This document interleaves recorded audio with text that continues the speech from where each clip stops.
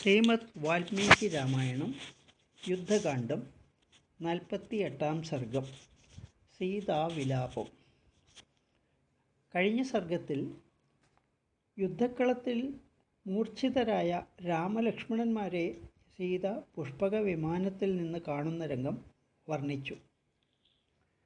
ലോകനാഥനായ ഭർത്താവിൻ്റെയും കരുത്തേറിയ സൗമിത്രിയുടെയും നിശ്ചല ജഡം കണ്ട ജാനകീദേവി ദുഃഖം താങ്ങാനാകാതെ വിലപിച്ചു.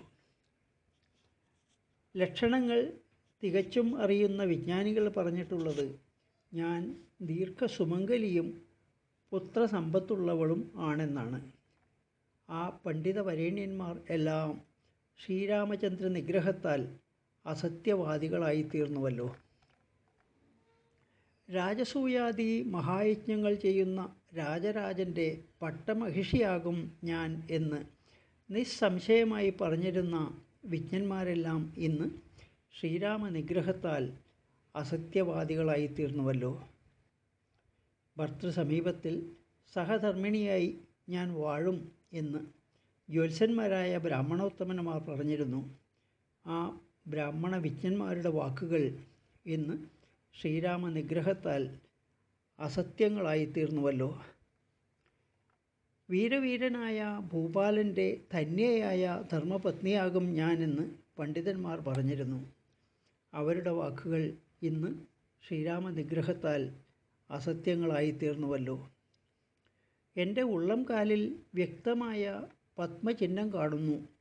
ഈ വിശേഷരേഖയുള്ളവർ നരേന്ദ്രനായ ഭർത്താവിനോടൊപ്പം പട്ടാഭിഷേകം ഏൽക്കുമത്രേ. എന്നാൽ ലക്ഷണം കെട്ടൊരുവളാണ് ഞാൻ. താമരപ്പൂരേഖ ഒരു സ്ത്രീക്കുണ്ടാകുന്നത് ഐശ്വര്യാഭിവൃദ്ധിയെ കാണിക്കുമെന്നാണ് ശാസ്ത്രം പറയുന്നത്. ശ്രീരാമ നിഗ്രഹത്താൽ ശാസ്ത്രോക്തിയും ഇന്ന് അസത്യമായല്ലോ. എൻ്റെ തലമുടി കറുത്തും നേർത്തും തുല്യമായുമാണിരിക്കുന്നത്. പുരികങ്ങൾ രണ്ടും കൂടിച്ചേർന്നിട്ടില്ല. രോമങ്ങളൊന്നുമില്ലാതെ ഉരുണ്ടതാണ് കണങ്കാലുകൾ. ഇടതൂർന്നതാണ് പല്ലുകൾ. കണ്ണ്, കവിൾ, കാൽ, കൈ, തുട, നെരിയാണി എന്നിവയെല്ലാം പുഷ്ടിയുള്ളതാണ്. യഥാവിധി തുല്യങ്ങളായ അങ്കുലികളിൽ സ്നിഗ്ധവും വൃത്തവുമായ നഖങ്ങളാണുള്ളത്. തിങ്ങി വിങ്ങി കണ്ണു കുഴിഞ്ഞവയാണ് എൻ്റെ സ്തനങ്ങൾ. കുഴിഞ്ഞതും എന്നാൽ അല്പം ഉയർന്നതുമാണ് പൊക്കിൾ. വികസിച്ചതും മാംസളവുമായ മാറിടം, പവിഴരത്നതുല്യമായ നിറം, മൃദുലങ്ങളായ രോമങ്ങൾ, ഇങ്ങനെ ഉത്തമ ലക്ഷണങ്ങൾ 12 എനിക്ക് ഒത്തിട്ടുണ്ടെന്ന് പണ്ഡിതവര്യന്മാർ പറയുന്നു. ഇടതൂർന്ന് തുടുത്ത കൈകാലുകളിൽ യവചിഹ്നം വ്യക്തമായിട്ടുണ്ടെന്ന് കന്യകാലക്ഷണ വിദഗ്ധന്മാർ പറയുന്നു. മനോഹര മന്ദസ്മിതം ചേർന്നതാണത്രേ വദനം. മഹാജ്യോത്സ്യന്മാരായ വിപ്രവര്യന്മാർ ഭർത്താവോടുകൂടി സിംഹാസനത്തിലിരുന്ന് പട്ടാഭിഷേകം നടക്കും എന്ന് പ്രവചിച്ചിരുന്നതും തെറ്റായി തീർന്നുവല്ലോ. ജനസ്ഥാനത്തിൽ തേടി വർത്തമാനം അറിഞ്ഞ് അക്ഷോഭ്യമായ കടൽ കടന്നു വന്ന വീരസഹോദരന്മാർ ഗോഷ്പഥത്തിൽ കൊല്ലപ്പെട്ടു. എന്നാൽ ഈ രഘുനന്ദനന്മാർക്ക് വാരുണം, ആഗ്നേയം, ഐന്ദ്രം, വായവം, ബ്രാഹ്മം തുടങ്ങിയ ദിവ്യാസ്ത്രങ്ങളെല്ലാം അറിയാം.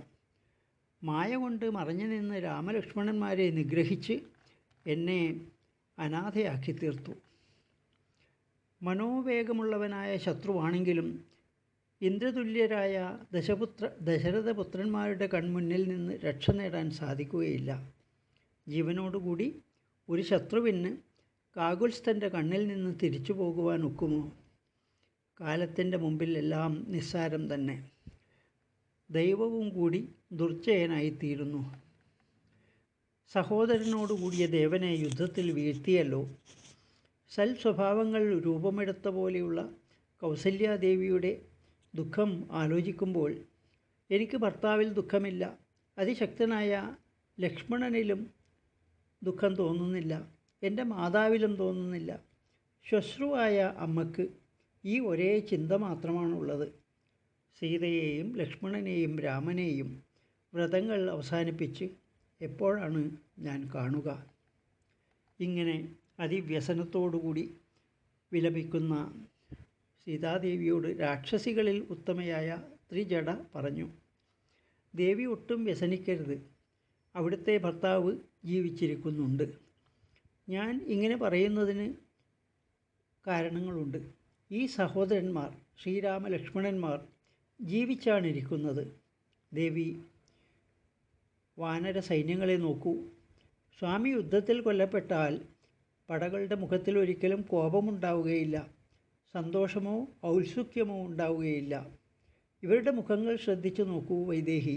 ഈ പുഷ്പക വിമാനം ദിവ്യമായിട്ടുള്ളതാണ്.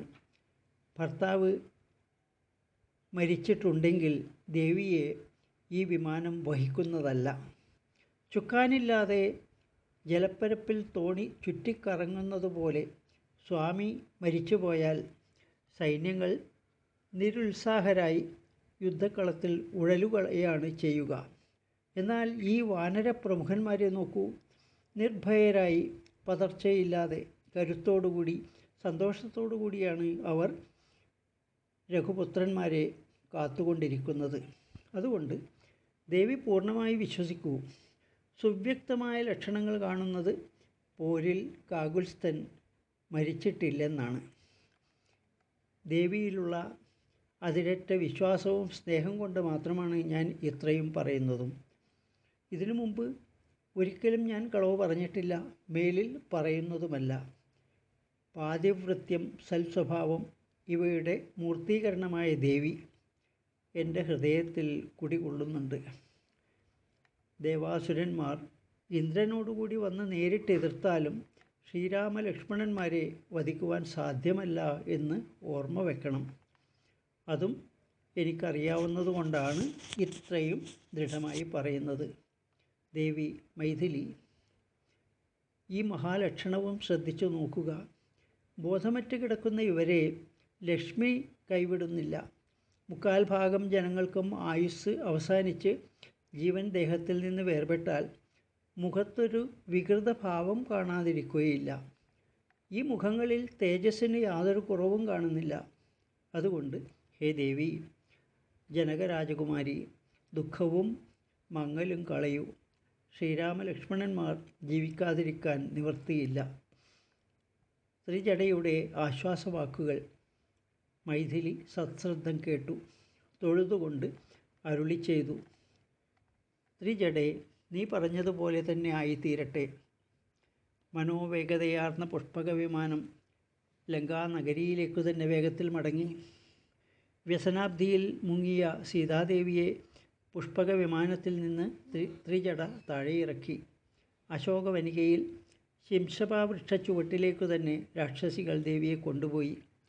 അനേകവിധം വൃക്ഷങ്ങളാൽ ആവൃതമായ അശോകവനികയിൽ രാക്ഷസേന്ദ്രൻ സ്വച്ഛന്തം വിഹരിക്കുന്ന ആ പുഷ്പോദ്യാനത്തിൽ താൻ കൺമുമ്പിൽ കണ്ട രാജകുമാരന്മാരെക്കുറിച്ച് ചിന്തിച്ച് ദേവി വിഷാദത്തോടുകൂടി വസിച്ചു.